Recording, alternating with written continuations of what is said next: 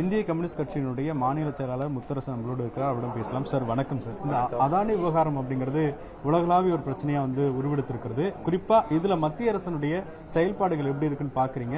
தொடர்ந்து அவங்க அதானி அவங்களுக்கு ஆதரவு தரதா பாக்குறீங்களா? அதானி அவர்களுக்கும்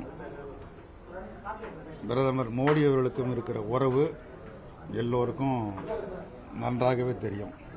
ரெண்டு பேரும் குஜராத் மாநிலத்தை சேர்ந்தவர்கள்.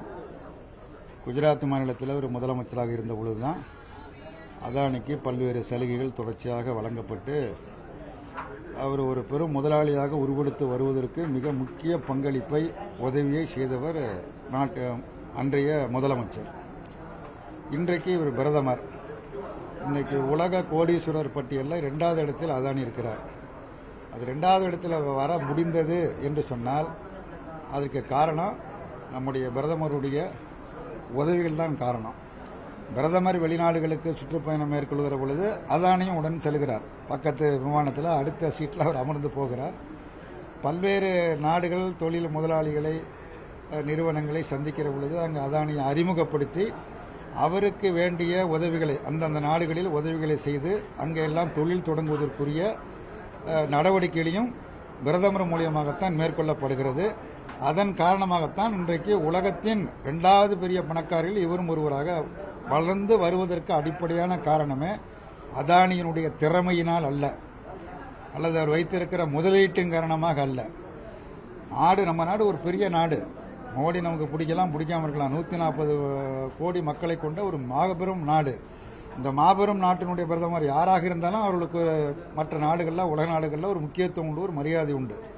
அந்த நாட்டிற்குரிய பெருமையை, அந்த நாட்டிற்குரிய முக்கியத்துவத்தை தவறான முறையில் பிரதமர் பயன்படுத்துகிறார். அதை அதானிக்கு ஆதரவாக பயன்படுத்துகிறார். தொடர்ச்சியாக தமிழ்நாடு அரசியலில் இந்த கூட்டணி விவகாரம் அப்படிங்கிறது தொடர்ந்து பல்வேறு கேள்விகள் எழுப்புகிறது. குறிப்பா திமுக கூட்டணியை உடைந்துருமா அப்படின்ற ஒரு எதிர்பார்ப்போடு இருப்பதாக உதயநிதி அவர்களே தெரிவிக்கிறாங்க. கூட்டணி எப்படி இருக்குது? திமுக தலைமையிலான கூட்டணி என்பது மதச்சார்பற்ற முற்போக்கு கூட்டணி என்று தொடங்கி ஏறத்தாழ 7 ஆண்டுகள் ஆகிவிட்டது. ஒரு 7 ஆண்டு காலம் ஒரு கூட்டணி நீடிக்குது அப்படின்னாலே என்னுடைய பொருள் என்ன? ஒரு கொள்கை அடிப்படையில் ஒன்றாக இருந்த காரணத்தினால்தான் நீடிக்குதே தவிர வெறும் சீட்டு பேரங்களால் ஒரு கூட்டணி நீடிக்காது. இப்போ அதிமுக தலைமையில் கூட்டணி இருந்தது. அதில் பிஜேபி இருந்தது, பாமக இருந்தது, தேமுதிக இருந்தது, வேறு பல கட்சிகள் இருந்தது. அது ஏன் உடைஞ்சது? எந்த கொள்கையும் கிடையாது. வேறு எதற்காக உருவாக்கினார்கள், அது உடைந்து போய்விட்டது. ஆனால் திமுக தலைமையிலான கூட்டணி என்பது கொள்கை அடிப்படையில் உருவாக்கப்பட்டு மக்கள் பிரச்சனைகள் தான் முதல் கவனம் செலுத்து. தேர்தலில் கவனம் செலுத்துகிறார். மக்கள் பிரச்சனைகளில் குறிப்பாக காவிரி நதிநீர் பிரச்சனைக்கு முக்கமொழியிலிருந்து கடலூர் வரை மேற்கொண்ட காவிரி உரிமை மீட்பு பயணம் அங்கே தொடங்கினது. அதிலிருந்து தொடர்ச்சியாக பார்த்தீங்கன்னா மக்கள் பிரச்சனைகளை தொடர்ந்து இணைந்து போராடி கொண்டு இருக்கிறோம். குறிப்பாக கொரோனா தொற்று பாதிக்கப்பட்ட காலத்தில் அதிமுக அங்கே ஆட்சியில் இருந்தது.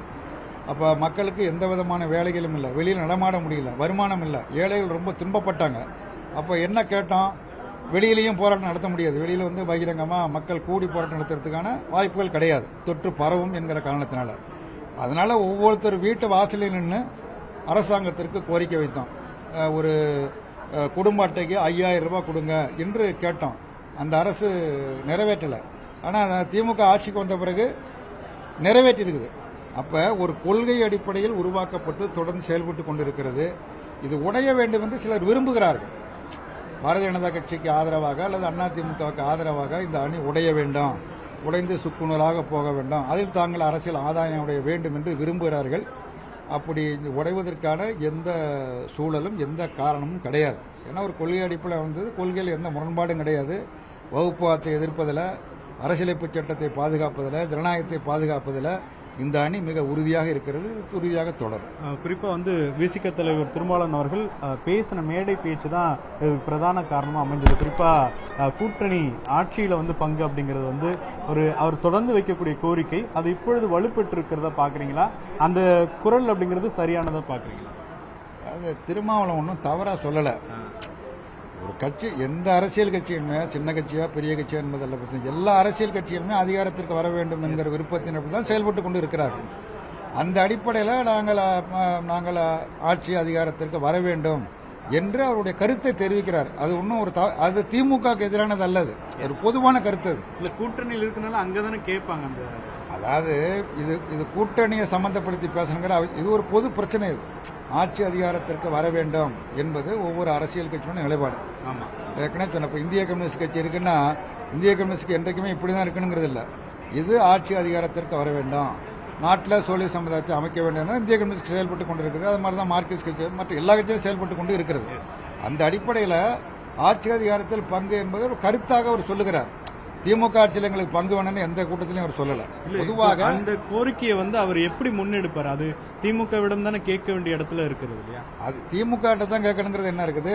பொதுவாக சொல்லக்கூடிய கருத்து. ஆட்சி அதிகாரத்தில் பங்கு என்பது ஒரு பொதுவாக சொல்லக்கூடிய கருத்து தானே தவிர திமுகவிடமிருந்து நாங்கள் ஆட்சியில் பங்கு வேண்டும் என்று கேட்கிறோம். திமுக கூட்டணியில் இருக்கலாம். திமுக எங்களுக்கு ஆட்சியாளர் பங்கு கொடுக்கணும்னு அவர் எங்கேயும் பேசல. பொதுவான கருத்து சொல்றார். ஆட்சி அதிகாரத்தில் பங்கு வேண்டும், அது எல்லா கட்சிகளுக்கும் கொடுக்கணும், தான் கட்சியும் கொடுக்கணும், மற்ற கட்சியும் கொடுக்கணும், ஒரு பொதுவான கருத்தை சொல்றாரு.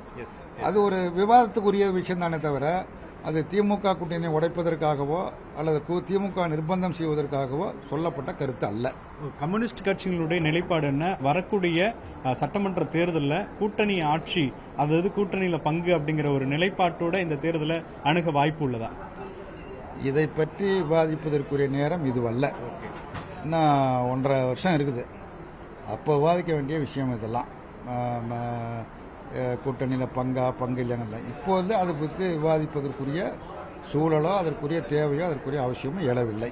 அதிமுக அல்லது மற்ற பிற கட்சிகள் கம்யூனிஸ்டோட குறிப்பா கூட்டணியில் ஆட்சியில் பங்கு தருகிறோம் என்ற ஒரு டிமாண்ட் வச்சாங்க அப்படின்னா அதுல உங்களுடைய நிலைப்பாடு என்னவா இருக்கு? அப்படிப்பட்ட ஒரு நிலைப்பாட்டை எங்கள்கிட்ட யாரும் நேரடியாக வைக்க மாட்டாங்க. அந்த துணிச்சல் யாருக்கும் கிடையாது. சார், உதயநிதி அவர்களுடைய பிறந்தநாள் விழா கொண்டாடப்பட இருக்கிறது. அவருடைய செயல்பாடுகள் எப்படி பார்க்குறீங்க? திராவிட முன்னேற்ற கழகத்தினுடைய இளைஞரணி செயலாளர், இன்றைய தமிழ்நாடு மாநில துணை முதலமைச்சர் அவர்கள் மிக சிறப்பாக செயல்பட்டு கொண்டிருக்கிறார். 46 வயதை கடந்து 47வது வயதில் அடியெடுத்து வைக்கிறார். அவருக்கு இந்த நாளைய தினம் அவருடைய இந்த பிறந்த நாளில் இந்திய கம்யூனிஸ்ட் கட்சியின் சார்பில் அவருடைய பணி மென்மேலும் சிறப்பதற்கு நெஞ்சம் நிறைந்த வாழ்த்துக்களை தெரிவித்துக் கொள்கிறேன். சிறப்பாக செயல்பட்டு இருக்கிறாரு. அரசு நிகழ்ச்சிகளில் பங்கு பெறுகிறாரு, கட்சி நிகழ்ச்சிகளில் பங்கு பெறுகிறாரு, கட்சி குடும்ப விழாக்களிலும் பங்கு பெறுகிறாரு. இப்படி ஒரு ஓய்வில்லாமல் மிக கடுமையான முறையில் முயற்சிகள் எடுத்து பல்வேறு நிகழ்ச்சிகளை ஒரு தொய்வில்லாமல் தொடர்ந்து மேற்கொண்டு வருகிறார். அவருடைய பணி என்பது பாராட்டத்தக்கது. சனாதனத்திற்கு எதிரான அந்த குரல், அதே போல பாஜக கடுமையா அவரையும் எதிர்க்கக்கூடிய சூழலை பார்க்கணும். நீதிமன்றங்களுக்கு அதாவது சனாதானத்தை எதிர்ப்பது என்பது திமுகவினுடைய கொள்கை. இது அதை உதயநிதி சொல்லுகிற பொழுது அதற்கு முக்கியத்துவம் கொடுத்து பேசுகிறார்கள். வழக்கெல்லாம் போடுறாங்க. அந்த வழக்கை பற்றியெல்லாம் அவர் கவலைப்பட மாட்டார். ஏன்னா அது அடிப்படையான கொள்கை. அந்த கொள்கையை அவர் வெளிப்படுத்துகிறார். கொள்கையை சொல்கிறார். ஒரு கட்சியில் இருக்கிற ஒரு தொண்டன் தன்னுடைய கட்சியினுடைய கொள்கைகளை தான் சொல்லுவாங்க, எந்த கட்சியில் இருந்தாலும். அந்த அடிப்படையில் அவர் சொல்றாரு. அவர் சொன்ன கருத்து தவறான கருத்து அல்ல. கூட்டணி கட்சிகளோடு எப்படி இருப்பார் சார்? இப்போ பொதுவாக அவருக்கு அரசியல் ரீதியான பணிகள் இருக்கு, அரசு ரீதியான பணிகளும் இருக்கு. பொதுவாக கூட்டணி கட்சிகளை உங்களெல்லாம் பார்க்கும்பொழுது எப்படி அணுகிறாரு, எப்படி பேசுறாரு? 10 வருஷத்துக்கு முன்னாடி பார்த்த தம்பி உதயநிதி தான் அதே மாதிரி தான் இப்பயும் பார்க்குறேன். அப்பயும் அப்படிதான் சார்? அப்படிதான் இருக்கு. எந்த மாற்றமும் கிடையாது. அவர் துணை முதலமைச்சர் அப்படின்லாம் அல்லவனும் கிடையாது. எப்பொழுதும் போல தம்பின்னு தான் கூப்பிடுவோம், அவர் அண்ணன் தான் கூப்பிடுவார். நேற்று முன்தினம் கூட நாகப்பட்டினத்தில் திருமணத்தில் கலந்து கொண்டோம். பரஸ்பரம் பேசிக்கிட்டு தான் இருந்தோம். எப்பொழுதும் போல தான் இருக்கார். எந்த மாறுதலும் கிடையாது.